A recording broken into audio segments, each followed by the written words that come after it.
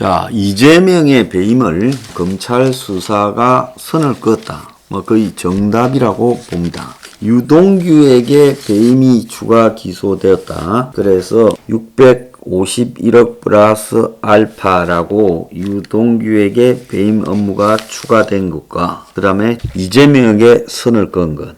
언뜻 보면 유동규에게 배임 업무가 추가되었다라는 부분이 이재명의 배임과 연결될 거다 이런 생각을 할 수 있겠지만은 유동규의 배임액도 지금 확연하게 줄었습니다. 자, 검찰은 유동규를 651억 플러스 알파 배임으로 추가 기소했습니다. 지난번에는 유동규에 대한 기소장에서 아예 배임을 뺐지요. 그래서 유동규가 처음에는 수천억의 배임을 저질렀다라고 했는데 점점 올수록 유동규의 배임액이 줄어들어서 이제는 유동규의 배임액이 651억 플러스 알파로 마지못해 넣은 형국이 되었습니다. 이미 언론지상에서 이 사건, 대장동 사건과 관련되는 기사가 많이 줄어들었고 또 지금 이 사건을 보도하는 데서 언론들이 두려워하는 기색이 확연하게 보입니다. 자, 검찰은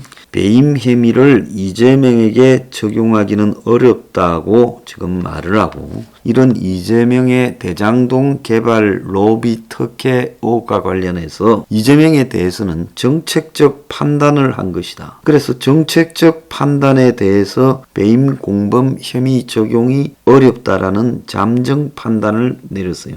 그래서 유동규만을 처음에는 기소장에서 배임을 뺐다가 이제 이재명을 배제하면서 유동규만의 배임으로 하게 되고 이재명은 유동규의 배임 공범이거나 주범으로 명시되지 않았습니다. 그래서 사실상 이재명에 대해서 더 이상 수사가 진행되기는 어려울 거라 이렇게 보입니다. 그래서 이 검찰은 이재명이가 대장동에서 1830억 임대주택 부지를 판 것만을 받기로 한 것과 관련해서 이걸 배임으로 하기는 어렵다. 그래서 고정이익 확보라는 정책적 판단을 한 이재명에게 배임 혐의를 적용하기 어렵다. 이렇게 말하면서 이재명이 그 판단을 설사 잘못했다고 해서 그 판단만 가지고 이재명에게 배임을 적용할 수는 없다. 이런 이야기겠죠. 자, 그런데 성남 도계공의 현재 윤정수 사장이라는 사람은 자체 TF를 구성해서 지금 이 사건에 대해 조사를 했는데 2015년 2월에 사업자 공모를 하면서 공모 지침서와 관련한 질의 답변서에서 공사의 이익은 1차로는 1공단 공원 조성, 2차 이익 배분은 임대주택 용지 제공에 한정한다고 답변한 것은 배임 소지가 있다라고 결론을 내렸습니다. 공사는 질문자가 추가 이익 배당 제시 가능성이 있느냐고 물었는데 이를 없다고 배제할 필요는 전혀 없었다라고 말을 하는 겁니다. 자, 그래서 공모 지침서에 사업기간 종료 시점에 총 수익금 계산을 배제했다는 거죠. 그래서 민간 사업자가 제시한 평당 분양가를 상회하여 발생하는 추가 이익금 조성에 따른 별도의 이익 배분 방안을 제시했는데 이 관련 조항이 삭제됐다는 겁니다. 개발사업 1팀에서 이걸 제시를 했다는 거예요. 이 사람들은 1,400만 원이 넘으면 그걸 그다 드려야 된다는데 실제로 1,936만 원인가까지 땅이 팔렸습니다. 그래서 이런 것들을 빼가지고 하는 부분에 사기를 쳤다는 겁니다. 자, 화천대유측은 3개 컨소시엄 중에 유일하게 사업계획서에 공사가 받을 우선주에 대해 의결권이 있는 비참가적 누적적 우선주라고 넣었어요. 자, 그래서 우선주의 배당이 끝나면 나머지 추가 이익에 대해서는 관여하지 않는다는 뜻으로 법적으로 매우 중요한 이야기인데 공사 직원들이 이것이 무슨 말인지 쉽게 이해하기 어려운 용어를 사용했다는 거예요. 그래서 공사는 화천대유가 가져간 배당금 4,039억 중에 1,793억을 부당으로 보고 환수를 하겠다는 거예요. 자, 이재명은 이 부분에 대해서 도계공 사장이 뭐라 했던 그 사람 의견에 불과하다고 일축을 했어요. 그래서 성남 도계공이 설정하는 부당이익 배임이 1,793억이라 그러는데 검찰은 651억 알파로 끝을 내고 이재명은 관계없다고 했습니다. 자, 이재명이 관계없다고 한 것은 어려운 법적 문제를 좀 쉽게 요약해서 설명한다면 이재명이 1,830억의 이 임대 부지 정도만 환수하겠다고 말한 것을 가지고 그것이 실질적으로 고정이익을 받았다 해서 처벌할 사유는 아니라는 거죠. 그러면 이재명이 실제로 이 사업을 하면서 이 사업의 여러 가지 앞으로 전개될 방향을 몰랐고 단지 성남시에 얼마만을 받기로 한 순진한 사람이었는데 그 부분을 지금 이재명이 1,830억하고 1차로 공원 받으면 그것이 다 된다고 생각해서 판단한 부분을 실제로 이익이 많이 발생해서 그들 화천대유가 폭리를 갖다가 특혜를 받았는데 그 부분에 배임이 없다고 말하는 겁니다. 자, 여기에서 이재명이 처음부터 이 화천대유 등을 끌어들이기 전에 했던 중요한 일들이 있습니다. 그거는 뭔가 하면요. 이재명이 2014년 이 선거가 있는 해, 시장 두 번째 선거가 있는 해 1월 달에 1,100만 원의 대장동 부지를 성남 판교 테크노밸리 노동자들에게 제공하겠다. 이렇게 말을 했습니다. 이 말이 무슨 말인지 여러분 잘 아시죠? 이재명이 대장동 사업과 관련해서 자신의 공약으로 1,100만 원의 대장동 아파트를 분양하겠다고 성남 시민들한테 기자회견을 통해서 말을 했습니다. 이것도 여러 차례 말을 했습니다.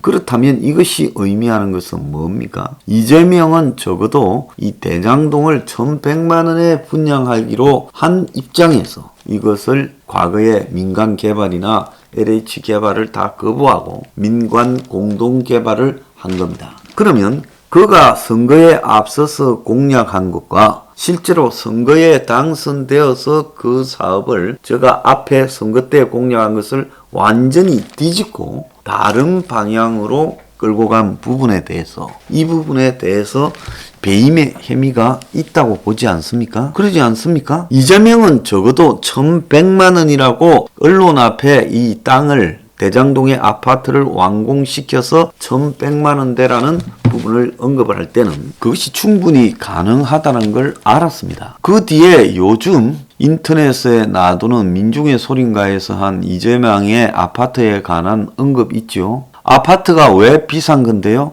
왜 비싼지 이해가 할 수 없어요. 1,000배는 조금 더 들어가는 수준으로 해서 30평대 아파트를 3억 원에 얼마든지 할 수 있어요. 하고 이재명이 이야기를 합니다. 이거를 갖다가 시행업자 그리고 또 여러 가지 업자들이 다 뜯어먹으니까 아파트 가격이 부패 카르텔 때문에 비싸져서 아파트가 평당 2천만 원, 3천만 원, 4천만 원 이렇게 올라가지 거품 다 빼고 관이 직접적으로 아파트를 설계 기획해서 건설업자를 선택해서 그에게 건설 이익만 보게 하고 시행 이익을 빼게 하면 아파트를 싸게 분양할 수 있다고 이재명은 분명히 여러 차례 이야기를 합니다. 그래서 이재명의 평당 1,100만 원대는 최근에 촬영된 걸로 보이는 그 화면에서 이재명이 30평대 아파트가 3억에 분양할 수 있다라고 말하는 부분과 일치하는 내용입니다. 그러니까 그는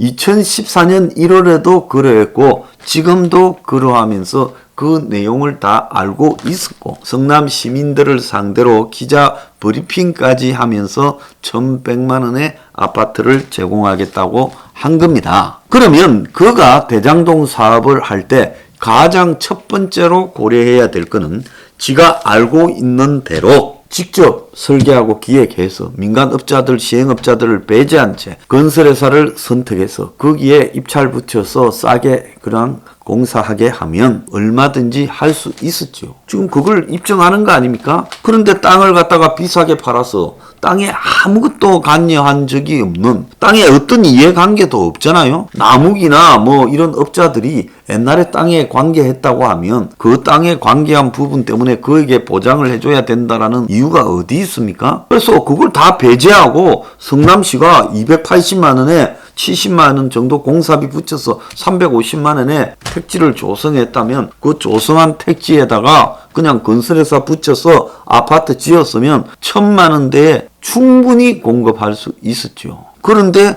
주변 시세보다도 높은 가격으로 공급하는 걸 보고 시행업자들이 깜짝 놀랐고 땅 짓고 헤엄치는 폭리를 특정 업체에게 밀어준 거다라고 다 말을 합니다. 그러면 이것은 이재명이 이익 환수를 하는 부분의 판단의 미스가 아니라 처음에 대장동 문제를 가지고 성남 시민이나 국민 앞에 약속할 때는 그는 1830억의 이익 환수니 또 더 나아가서 일공단 공원이니 하는 것은 언급하지 않고 가장 중요한 것은 아파트를 1,100만 원대에 분양하겠다고 선거 공약으로 내걸고 당선이 된 거예요.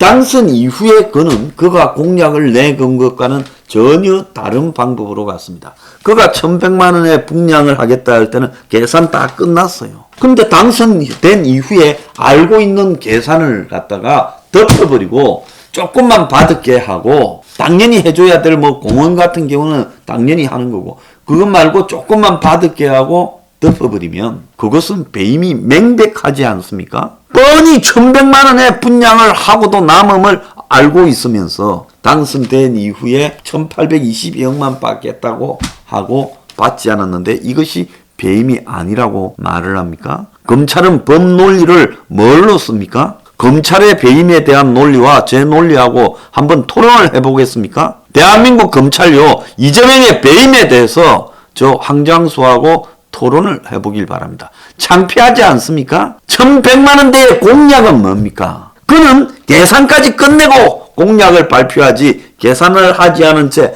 1,100만 원대라고 구체적으로 이야기를 할 수 있습니까? 그렇게 해가지고 표 얻어서 당선돼 놓고 고작 1,822억만 받겠다고 하는 게 이게 옳은 겁니까? 그러면 그게 2,000만 원대, 3,000만 원대의 분양이 되면 얼마나 많은 이익이 남는지 자기의 책은 아파트가 왜 비싼 건데요라는 이 발표에서 언론 인터뷰에서 다 나오는 겁니다. 그는 알고 있는 일을 하지 않고 엄청난 떼돈을 소수에게 몰아줬기 때문에 유동규가 배임이 아니라 이재명이 배임입니다.